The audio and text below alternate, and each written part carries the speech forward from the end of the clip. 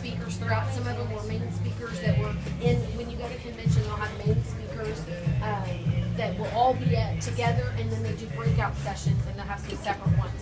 So the first one that I had notes on, there was, Oracle speaks, Heidi speaks, they're great. It was kind of crazy during that time, so I had to take a lot of notes. But one of the women that was there, she did something, I don't remember what it was called, but it was kind of like a survivor type thing. And so she was just really talking about all the stuff she had to go through with that. And she was talking about several different things about why winners win. And I just like some of the things. I'll go through this super quick. But the first thing she was talking about was courage. Courage is one of the reasons winners win. She said it starts when the fun stops. And I can tell you this is true. There have been many times in my Scentsy business that I feel like I'm done. I'm working too hard, or this is happening, or that's happening, and I'm not going where I want to go. And I feel like I hit a wall. And I tell you, every time I get to that wall and I push through, I hit the goals I'm wanting to hit, and then I come out better for it and more stable. And sometimes it's just a matter of figuring out how to organize things better so that I'm not feeling overwhelmed or stressed or too worked or whatever. And then I'm enjoying it, because that is the whole point of Scentsy, really, is to enjoy what you're doing and not to feel like you're doing a job, per se. So she says, courage starts when the fun stops. She made a point that you can cry, you're going to have bad days. I have bad days. I have days still, even now, after I've run 3 trips, that I'll think, why am I doing this? I should just quit. And then I remember, and then a good day comes, and then I have a customer contact me, or something happens and reminds me. So it's okay to cry, okay to have those bad days, but just keep moving while you're doing that. Have that bad day, but still keep doing whatever you're going to do for your business, even through that. She also talked about luck, and she didn't mean this in the luck kind of way, but what she called luck was opportunity plus preparation. You've got to be prepared and looking for those opportunities, and then that's when the luck will hit for you. And prepared to be the best in the world, not just the best on the team, was another thing she talked about. And she was talking about adversity and management. It's important for us to accept and embrace adversity as a chance to learn and excel. You'll find this when you meet different types of customers and different types of people on your team who may not see eye to eye with you on politics or religion or whatever. I think I was telling someone the other day, I'll still post different things that are important to me, but I'm more cautious about sometimes the way I post those things and the way I word them, because I use my Facebook a lot for my business. That's not to say I back off on my convictions and what I feel strongly about. It's just to say I feel like I'm going to reach them better, and hopefully eventually in whatever that area is, if I'm not shoving it down them in a rude and disrespectful way. And so just keep in mind, if you are adding customers or team people to your Facebook pages, just accept that they're going to be different, and while you may hope and want different for them, know that probably bashing that on Facebook isn't necessarily going to help, and it's not going to help the business, because then you may lose a customer or a team member. And again, I'm not trying to say if you have something you're really passionate about that you've got to not be passionate about that. That's not my point at all, because I'm very passionate about some things, and most of you know those things because I still put them out there. But hopefully they're put out in a way that it's either subtly or in a loving way, maybe not as often as I might have before. But she told a story about how they were in a race, and they were going down the race, and the people behind them were getting close to them, so she kept turning around, trying to see how close they were behind them. And the guy on her team that was behind her turned her head physically and said, "Winning is that way, winning is forward." And I just loved that. Same idea with your team, or you're growing, or whatever the next level you're wanting to reach, or sales or whatever. It's easy to constantly look back and see, oh, but I'm still so close to back there, or I don't have anybody, or whatever, or to just look back. But winning is forward. If you want to move, if you want to promote, if you want to make more money with it, you have to look forward. You have to aim for that. If you want to earn the trips, you've got to aim forward and looking forward at that instead of constantly looking back. I think that's good in life too, right? So then she talked about, think about what it takes to win and stop focusing on how not to lose. It's that same idea. Think about what it takes to win. Think about what it takes to earn that trip. Think about what it takes to promote to that next level. Think about what it takes to make the sales, to recruit. If those are your goals, whatever, we all have different goals. I always assume you all want what I have. You want to earn trips and you want to do all this stuff. But I've talked to people on my team and say, no, I don't like to travel. I have no desire to do that. That baffles me. I feel like I'm bored to travel. I love it. So that's okay.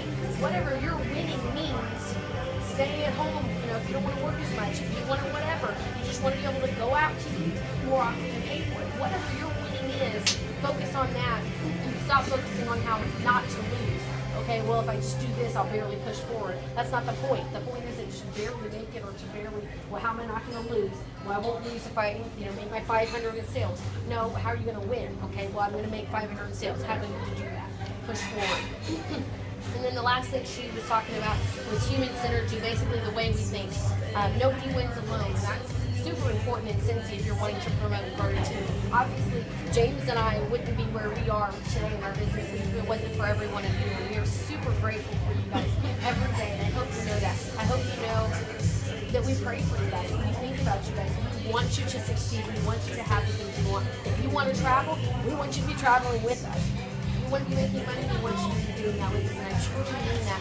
And it's important to know that even in your own business, same thing. You're not going to succeed alone. You need your customers, right? Even if you don't want a team, you can't make any money without your customers, right? You need people to want to buy, to want to be a part of that. So it's important to know that you're not going to win alone and how you can make that better. And on a side note, that just makes me think of what Orville's always talking about. Give more than you take. It's all about giving more than you take. I try to think of that often because sometimes it's easy to be selfish and to think of what you want. Focus on how you can give more than you take. So I'm going to move on from that one. She was really good. She was one of my favorites. Speakers, obviously, I took more notes on her than most other people. Yeah, she was very motivating. Okay, so one of the breakout sessions I went to was fundraising. Did you guys see the link I posted of the fundraising clip? Did anybody see that? Did anybody watch it?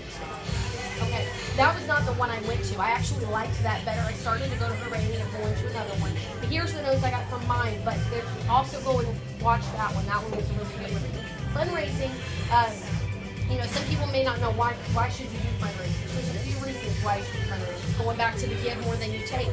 If you're anything like me, I see causes all the time where we don't have enough money to just go and give as much as I'd like.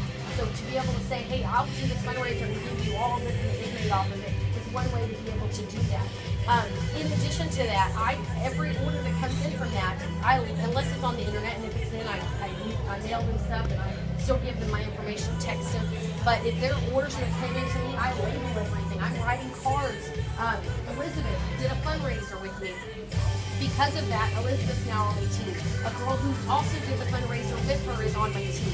A girl that also ordered from that fundraiser is now a huge Scentsy order. She's ordering from the other girl that's on my team. All from a fundraiser, So there's just a great example right there.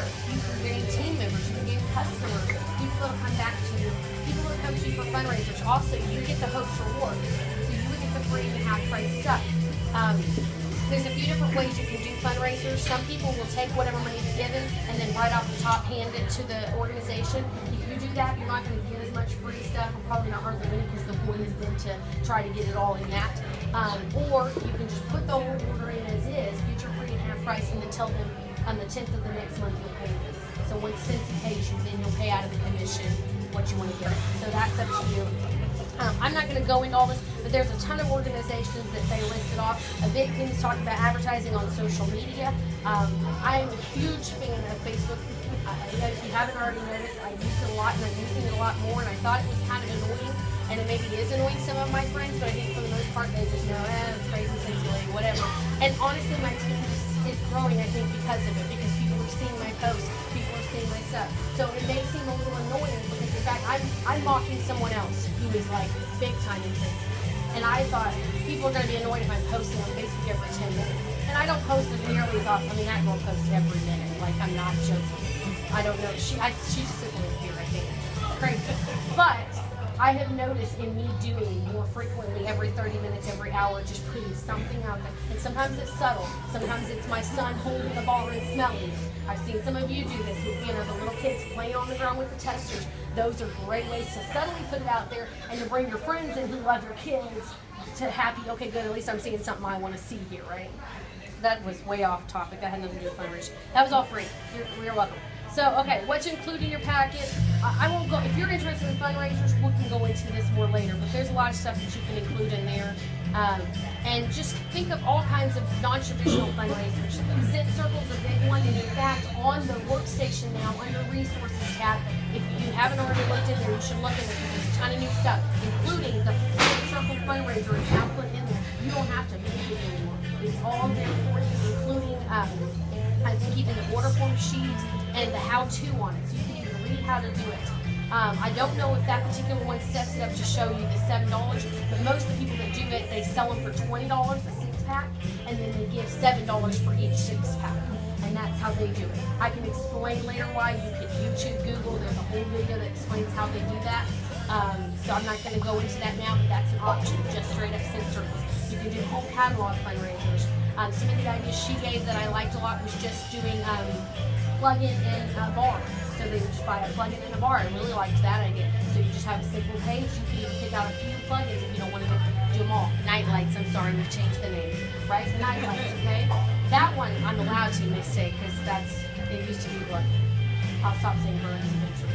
Anyways, so I like that. Same idea with elements. You could do an element in a bar. You could do a deluxe in a bar. You know, you probably want to stick to the cheaper end because you're going to have more success with people if you just have a little bit more obtainable. That's why Scent Circles work out well. $20, most people are like, okay, fine, I'll do $20, where they may not be willing to do a $50 warmer and bar set.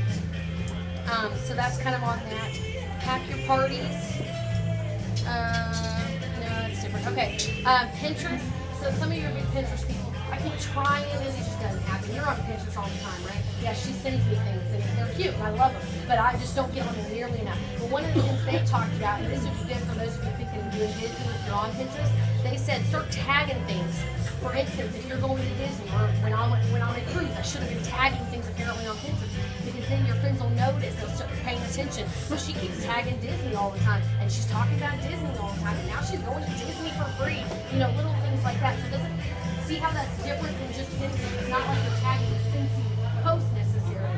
Now, can you do that too? Absolutely. Go look for Scentsy party ideas or whatever. They'll notice what you're tagging because you know on Pinterest, if you're on there, you know they see what you know, oh, so-and-so's like this or whatever.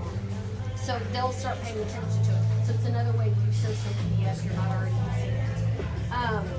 Recruiting. Don't start the conversation with Scentsy. Let's say someone's just walking by and you're interested in talking to them about joining your team, instead of just straight up saying, hey, you should join my team, and you haven't even developed any kind of relationship, it's probably not great. You might want to start with, I love that dress, you look fabulous in it. How's it going? Who are you? Who am I? Let's talk for a minute. What do you do? You know, that sort of thing. A long time ago, this was not in convention, someone told me, you know, when someone tells you what they do, and let's say it just sounds like something, oh my gosh, who would want to do that, right? The minute you say, like, oh, that sounds awful, they're going to defend it naturally. They're going to, even if they hate their job, they're naturally going to say, oh, no, it's not that bad. I enjoy it. But if you do the reverse, if you say, oh, that must be awesome, you must love what you do, they will typically then say, no, actually, I work all the time. I never see my kids. They'll start telling you, you know what I mean? So it always works